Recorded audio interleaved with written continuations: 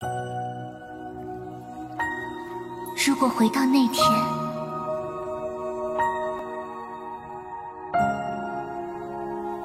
我半生坎坷，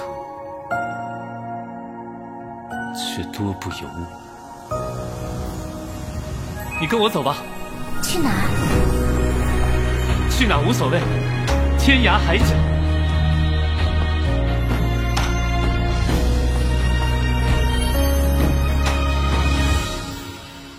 如果回到那天，我会倾尽全力守护你。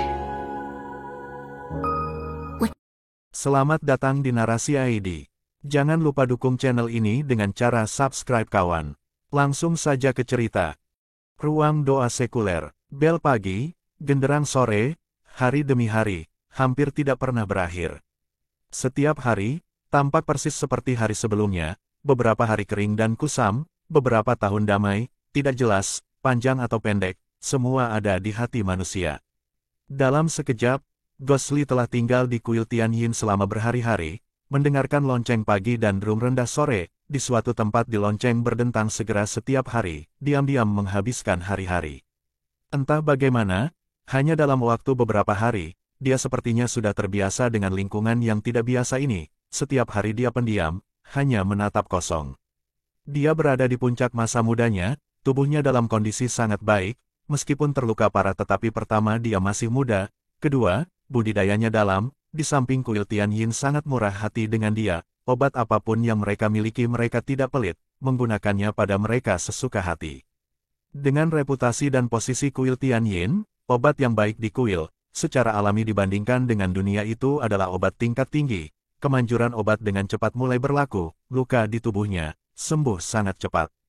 Hanya beberapa hari, dia sudah bisa turun dan berjalan dengan susah payah. Namun ketika dia berjalan, dadanya masih sakit dan dalam beberapa langkah, dia terengah-engah tanpa henti. Tetapi bahkan jika itu terjadi, itu membuat mereka yang mengunjunginya, Feixiangdel, bahagia dan senang, memuji bahwa mereka belum pernah melihat seseorang yang pulih secepat itu, kemungkinan besar kurang dari sebulan, dia akan sepenuhnya pulih.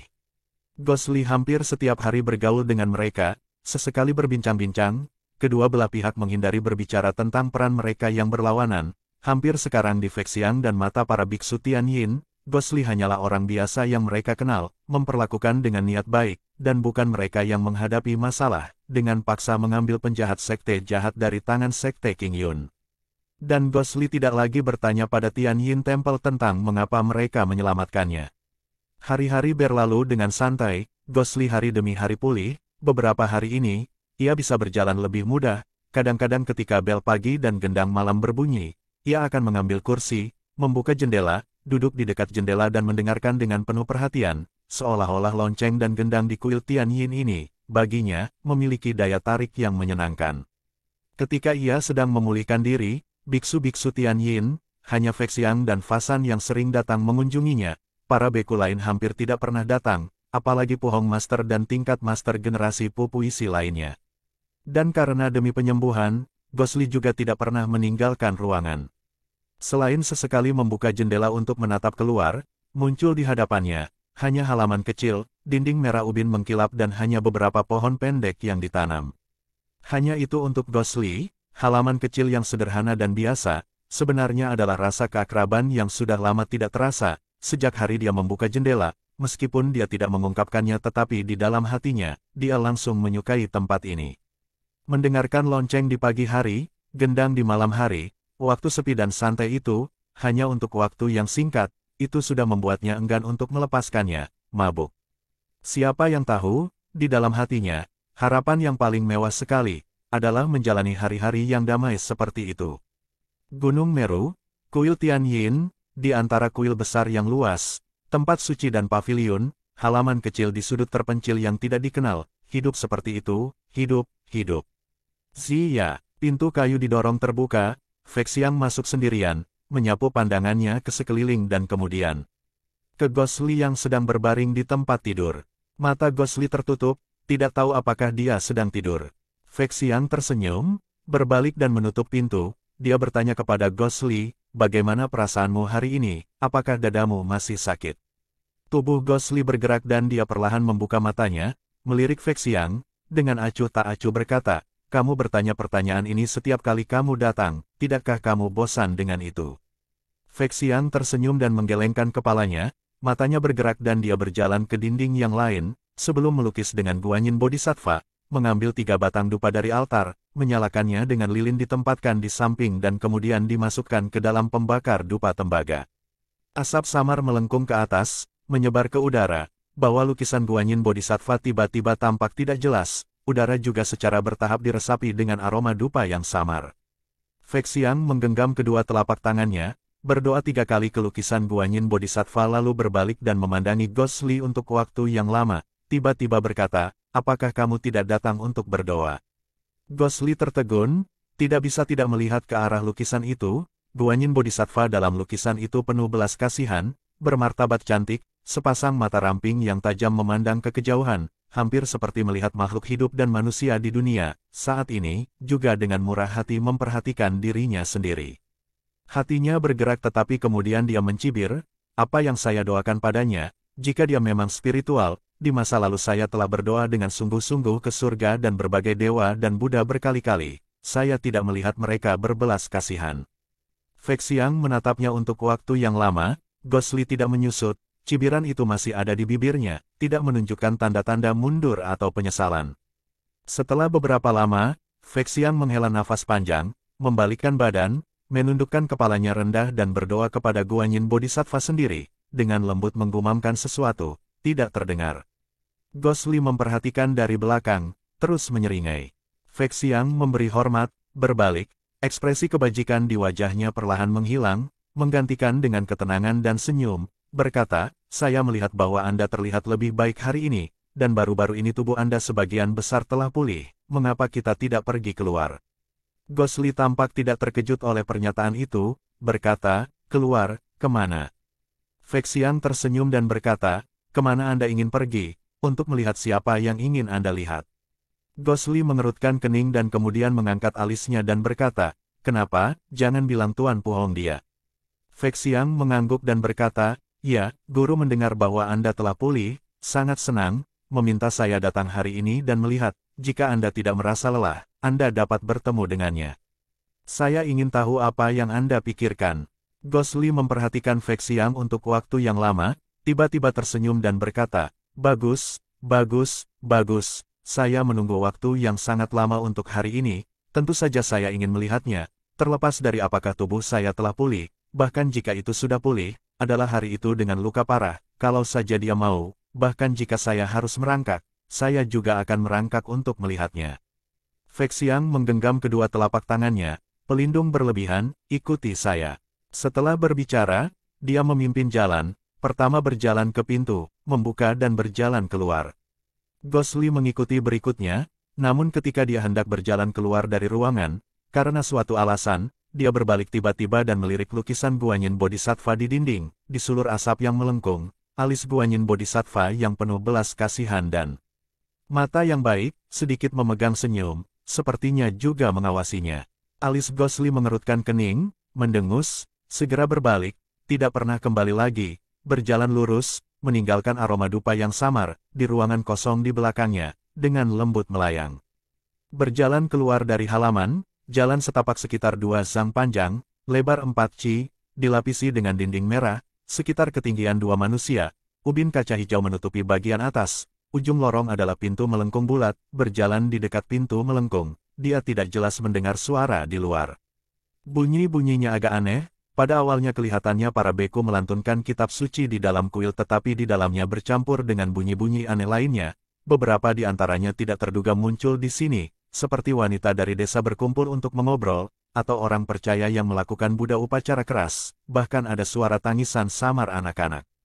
Suara-suara aneh ini, bagaimana bisa muncul di kuil Tianyin yang dikenal sebagai salah satu dari 3 sekte besar fraksi baik dunia? Pikiran Ghost Li terkejut dan bingung, memandang ke arah Feng Xiang tetapi melihat ekspresinya tidak berubah, terus memimpin jalan, menuju ke pintu melengkung dan berjalan keluar. Ghost Li mengerutkan kening, menenangkan diri dan juga berjalan keluar. Di luar, itu tiba-tiba terbuka ke sebuah batu giok putih, seperti tanah yang luas, rata dan beraspal seperti tanah, batu langkah lapis demi lapis, 9 membentuk menjadi sebuah kelompok, terhubung ke aula utama sebuah kuil Buddha yang berisi gambar utama penghormatan. Daxiong, total 81 langkah.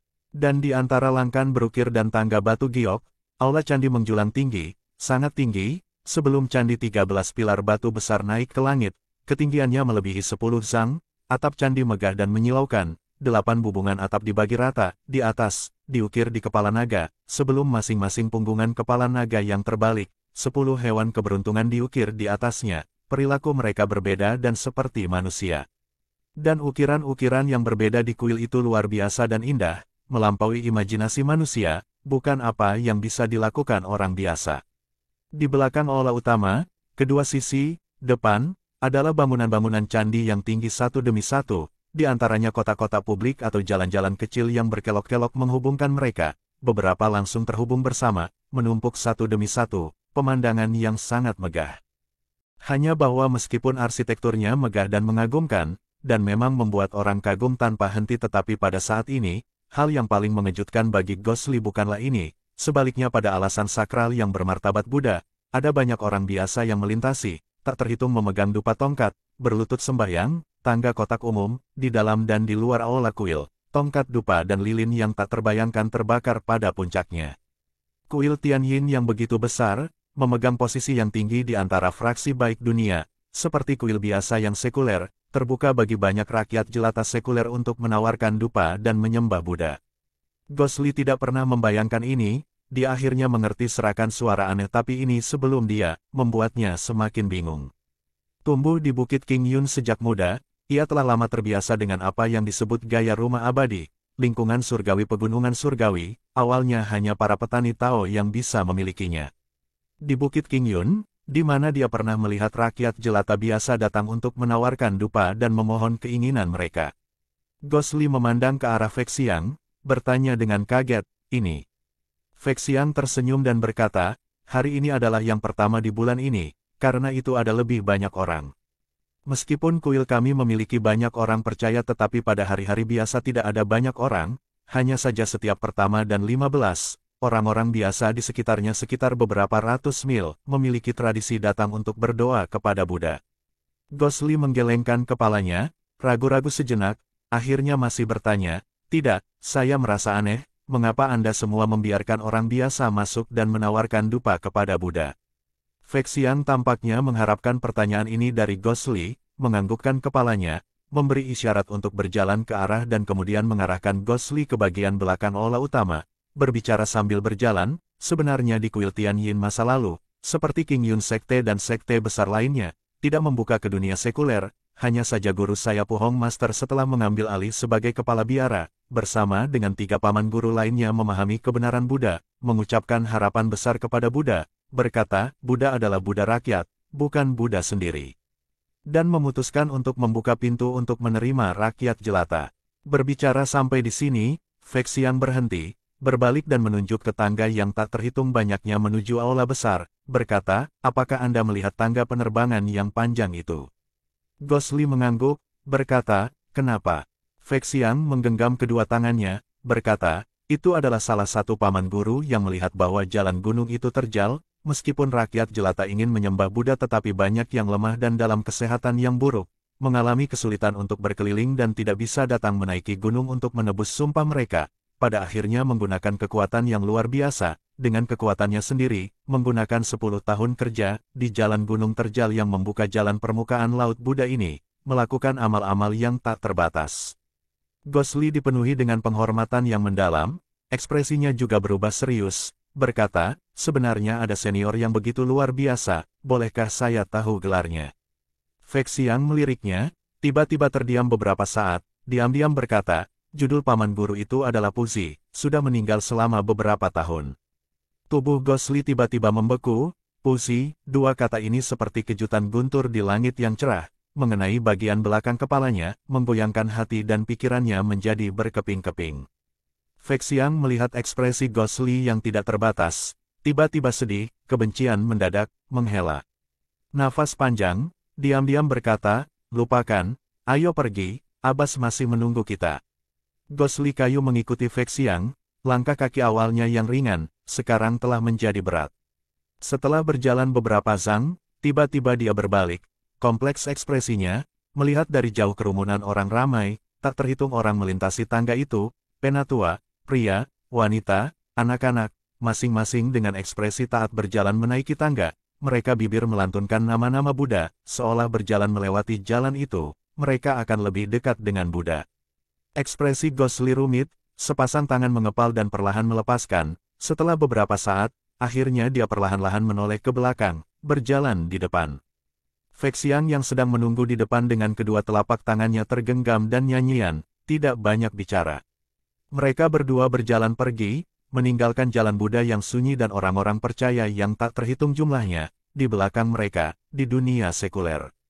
Inilah dunia fana, dan bukan alam rumah Buddha yang abadi.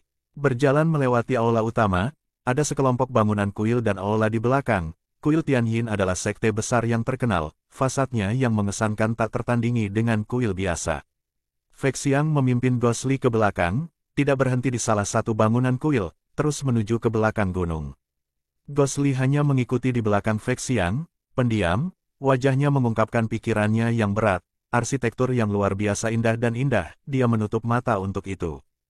Hanya pada akhirnya, Fexiang membawanya keluar dari kuil Tianyin dari pintu belakang, berjalan ke jalan gunung kecil menuju Gunung Meru. Gosli mengerutkan kening, berkata, "Mengapa, Tuan Puhong tidak ada di kuil?" Fexiang mengangguk, berkata, "Itu benar, meskipun kuil kami dibuka untuk dunia sekuler, itu adalah tindakan kebaikan tanpa batas tetapi para beku membutuhkan kedamaian dan ketenangan. Guru dan beberapa paman guru adalah semua orang yang lebih suka perdamaian, selalu tinggal di sebuah kuil kecil di puncak, kita biasanya menyebutnya sebagai kuil Tianyin kecil." Berbicara, dia tersenyum, mengungkapkan dua baris gigi putih. Gosli mengangguk dalam diam, tidak berbicara lagi, mengikuti Fexiang menuju puncak Gunung Meru. Gunung Meru meskipun tidak menjulang tinggi ke awan seperti sekte King Yun Tong Tian Peak tetapi jelas tidak rendah. Mereka sudah berada di pertengahan gunung ketika mereka keluar dari kuil Tianyin, berjalan ke atas mereka berjalan selama 1 jam sebelum mencapai papan tulis kuil Tianyin kecil. Melihat dari luar, kuil Tianyin kecil sangat kecil, paling banyak Sanji Nyuanzi catatan penerjemah, 2 tempat tinggal orang Cina berbentuk 4 persegi dengan halaman tambahan yang lebih kecil dan kamar di belakang bangunan utama, itu benar-benar jauh dari kuil Tianyin yang megah di pertengahan gunung, namun di sini jauh dari dunia sekuler, lingkungan sekitarnya adalah pohon-pohon pinus hijau gelap dan bambu tinggi, yang padat membentuk hutan, ketika angin gunung bertiup melewati, pohon-pohon pinus bergerak dan bambu berayun, perasaan tenang yang tak dapat dijelaskan, pengasingan dan elegan, dibandingkan dengan hiruk-pikuk di bawah ini, itu adalah rasa lain. Gosli baru saja pulih dari cedera serius, setelah berjalan begitu banyak, dahinya sudah sedikit berkeringat, dia berhenti untuk beristirahat sementara, membalikkan kepalanya untuk melihat asap dupa yang berkembang dari kuil Tianyin, seperti benang yang melayang, bahkan pada jarak seperti itu, dia bisa melihat dengan jelas, keriuhan manusia yang tidak jelas, pengabdian yang tak terlukiskan dan perasaan khusyuk. Gosli menatap sejenak, menatap linglung, tidak tahu apa yang dia pikirkan, setelah lama dia berbalik. Fexiang mengangguk, membawanya ke kuil Tian-Tian kecil. Di sini jauh lebih sederhana, keduanya melewati aula doa tengah, belok kanan dan belok 2 dan itu adalah 3 ruang meditasi. Fexiang berjalan, menghadap pintu masuk ruang tengah, dengan lantang berkata, "Guru, pelindung Zhang Xiaofan sudah ada di sini." Suara tua dan ramah segera terdengar, "Silakan masuk." Fexiang menoleh ke belakang, memberi isyarat tolong pada Gosli. Gosli ragu-ragu beberapa saat kemudian menuju ke ruangan itu, melihat Fexiang malah berhenti di luar, tidak terlihat seperti dia masuk bersamanya. Berjalan ke ruang meditasi, Gosli melirik ke sekeliling, ruangan itu sederhana dan tanpa hiasan, perabotannya hampir persis seperti ruangan yang dimilikinya. Dan pilar raksasa fraksi baik dunia saat ini, Tianyin Temple, kepala biara yang bertanggung jawab, Puhong Master, duduk bersila di tempat tidur meditasi, tangannya memegang seutas tasbih, wajahnya tersenyum dan menatapnya. "Kamu di sini," suara Puhong Master tenang, tersenyum. Untuk beberapa alasan, menghadapi biksu suci ini, perasaan ragu-ragu Gosli, dengan sangat tenang, dia menarik napas dalam-dalam, mengangguk dan berkata, "Ya."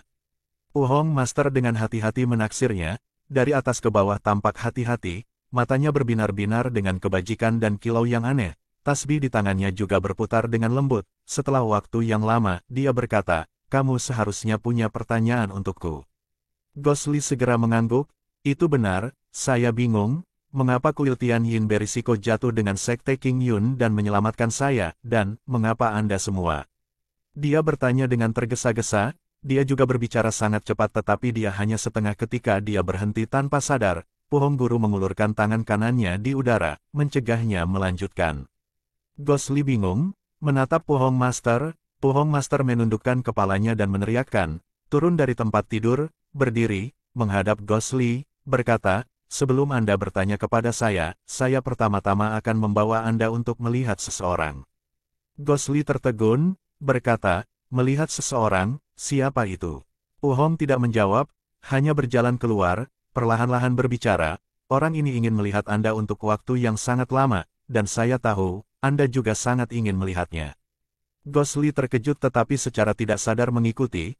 Untuk beberapa alasan, telapak tangannya berkeringat, detak jantungnya tiba-tiba bertambah cepat, seolah-olah sebelum dia, ada sesuatu yang membuatnya takut.